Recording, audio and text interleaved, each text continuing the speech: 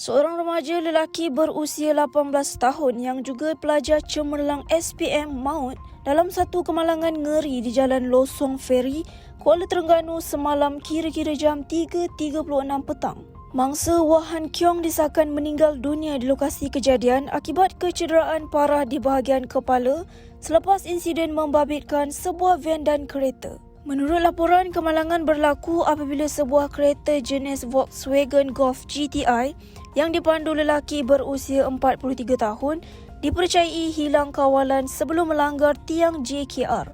Lebih tragis, tiang JKR yang dilanggar itu tumbang sebelum tertusuk masuk ke dalam van dan mengenai mangsa yang berada di tempat duduk hadapan.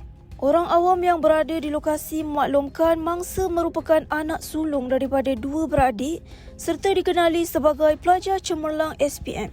Difahamkan beliau turut bekerja sambilan bagi membantu keluarganya sementara menunggu kemasukan ke Institusi Pengajian Tinggi Awam IPTE.